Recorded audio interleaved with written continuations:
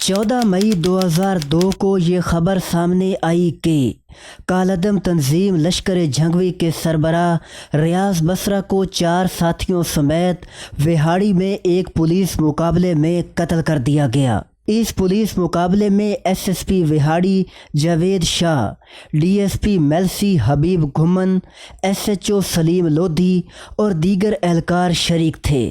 Police report کے مطابق رات 3 بجے ریاض بصرہ ساتھیوں سمیت ایک کار میں میلسی کے نواحی علاقے چاک کوٹ میں پہنچا اور تحریک جعفریہ ضلع وہاڑی کے سابق صدر چودھری فدا حسین کے گھر پر حملہ کر دیا۔ اسی دوران پولیس بھی وہاں پہنچی اور آدھے گھنٹے تک ہونے والی فائرنگ کے بعد ریاض بصرہ اور لاہور میں ڈی ایس پی طارق کمبوہ کے قتل میں ملوث ملزم شکیل حمزہ دیگر 2 ساتھیوں کے ہمراہ مارے گئے۔ اطلاعات کے مطابق اس مقابلے میں سی آئی ڈی کے اہلکار بھی شامل تھے۔ ناظرین، ریاض بصرہ کے ساتھ ہونے والا پولیس مقابلہ اصلی تھا یا جعلی؟ اس حوالے سے ہم آگے چل کر بات کریں گے۔ یہاں پہلے ان سوالوں کے جواب ضروری ہیں کہ آخر ریاض بصرہ کون تھا اور اسے پولیس مقابلے میں مارنے کی نوبت کیوں آئی؟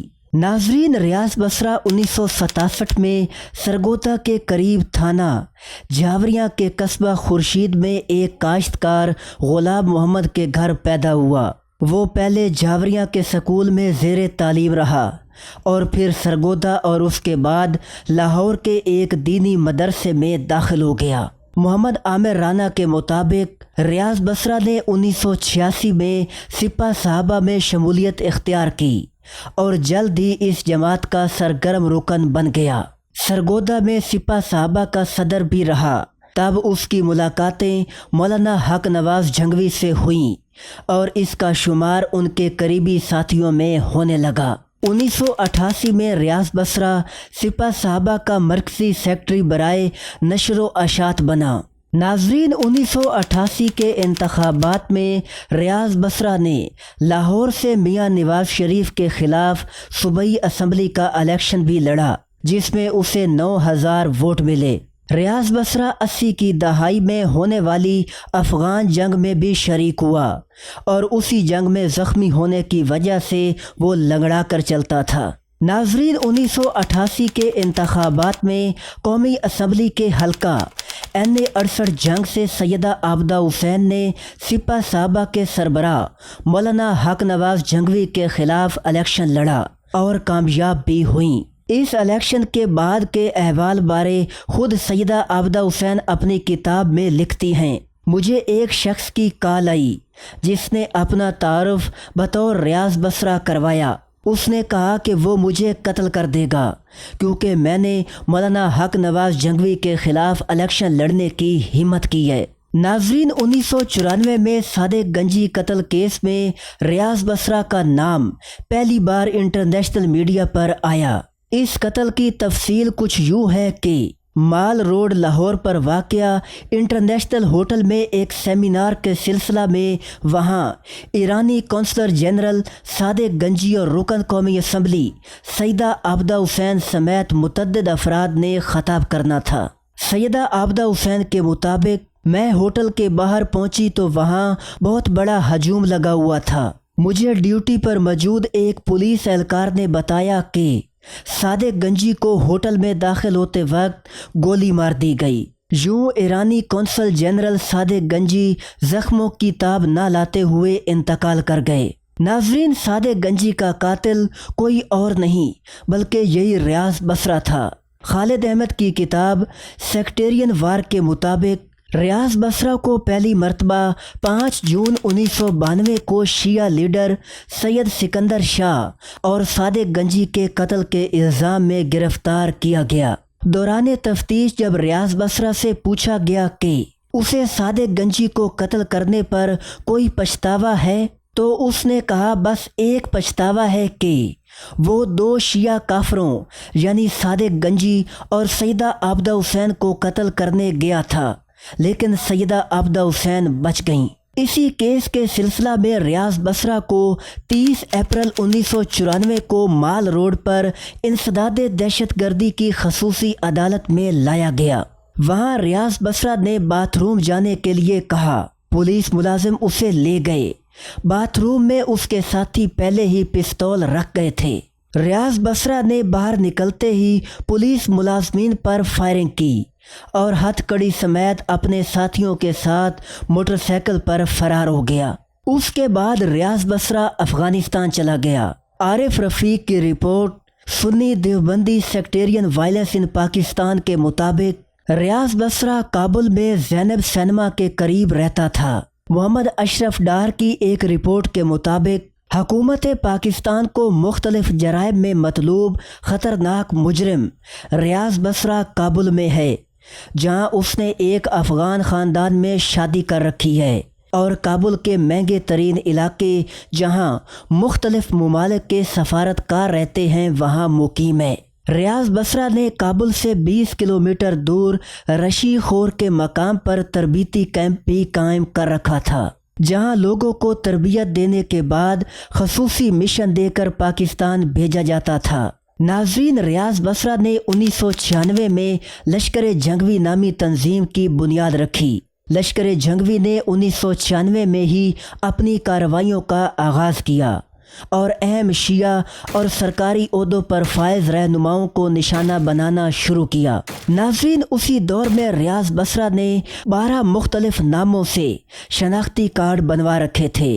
असला की सप्लाई के लिए अफ़गानिस्तान से पंजाब और यहाँ से कराची तक नेटवर्क बनाया हुआ था। मुजाहिद हुसैन के मुताबिक लश्कर जंगवी के अरकान की तादाद कभी भी 800 से ज़्यादा नहीं रही, ताहम ये पाकिस्तान का सबसे ख़तरनाक ग्रुप माना जाता था। लश्कर जंगवी को सबसे ज़्यादा नुकसान मियाँ नवाज शरीफ के दूसरे दौरे हुकूमत में पहुँचा, जब 1998 से 99 के दरमियान इस तंजीम के दर्जनों कारकुन पुलिस मुकाबलों में कत्ल हुए। इसी अरसा में ऐसी खबरें भी मंजर आम पर आईं कि लश्कर जंगवी वज़ीर-ए-आज़म नवाज शरीफ, वज़ीर आला पंजाब मियाँ शहबाज शरीफ और वफाकी वज़ीर इत्तलाआत सैयद मुशाहिद हुसैन को मारने के लिए 135 मिलियन रुपए कीमत वसूल कर चुकी है। नाज़रीन, 1998 में वज़ीर-ए-आज़म नवाज शरीफ मॉडल टाउन लाहौर में अपनी खुली कचहरी लगाया करते थे। एक मरतबा रियाज बसरा भेस बदल कर नवाज शरीफ की खुली कचहरी में जा घुसा और उनसे अतियात वगैरह लेते हुए तस्वीर भी बनवा ली। उसी शाम वज़ीर-ए-आज़म को एक पार्सल मिला जिसमें वो तस्वीर भी शामिल थी और साथ ही उन्हें खुदकश हमले में मारने की धमकी दी गई। इसके बाद नवाज शरीफ ने मॉडल टाउन में खुली कचहरी लगाना बंद कर दी। नाज़रीन, लश्कर जंगवी सिर्फ धमकियों तक न रुकी, बल्कि 2 जनवरी 1999 को लाहौर रायवेंट रोड पर मियाँ नवाज शरीफ को बम धमाके से उड़ाने की बाकायदा कोशिश भी की गई। ये हमला टेक्नोलॉजी की वजह से नाकाम हो गया था। हुआ कुछ यूं कि लश्कर जंगवी ने रिमोट कंट्रोल बम का इस्तेमाल करते हुए सिग्नल भेजने के लिए एक आम कोडलेस टेलीफोन को गैजेट के तौर पर इस्तेमाल किया। ये टेलीफोन VHC फ्रीक्वेंसी पर था और शहर में पुलिस की कुछ गाड़ियां भी अपने वायरलेस मवासलात के लिए इसी फ्रीक्वेंसी का इस्तेमाल करती थीं। उस रोज़ इत्तफाक से ऐसी ही पुलिस की एक गाड़ी उस मकाम के बिल्कुल करीब खड़ी थी जहां बम नस्ब किया गया था। जैसे ही गाड़ी के वायरलेस सेट पर कॉल आई तो बम डेटोनेटर ने भी सिग्नल पकड़ लिया और बम फट गया। यूँ उसके तकरीबन 1 घंटा बाद वहाँ से गुजरने वाला नवाज शरीफ का काफिला महफूज रहा। नाज़रीन, रियाज बसरा ने 1990 से 2002 के दौरानिया में कई ऐसे काम किए जो नाकाबिले माफ़ी जुर्म थे, जैसा कि रियाज बसरा ने पाकिस्तान के साबिक वज़ीर दाखिला जनरल मोइनुद्दीन हैदर के भाई को कराची में कत्ल किया। मोमिनपुरा लाहौर में रियाज बसरा और उसके साथी अकरम लाहौरी ने फायरिंग करके 30 से ज़ायद शिया अफराद को मारा। उसके सर की कीमत हुकूमत ने 50 लाख मुकर्रर कर रखी थी। रियाज बसरा 300 मुकदमात में मतलूब मुल्ज़िम था। اس کے خلاف صادق گنجی، سکندر شاہ، سابق کمشنر سرگودھا سید تجمل حسین، معروف شاعر محسن نقوی اور موجودہ وزیر داخلہ محسن نقوی کے سسر ایس ایس پی محمد اشرف مارت کے قتل سمیت کئی مقدمات درج تھے۔ ناظرین، ان تمام جرائم کے بعد ریاض بصرہ 14 مئی 2002 کو ایک پولیس مقابلے کے ذریعے اپنے انجام کو پہنچا۔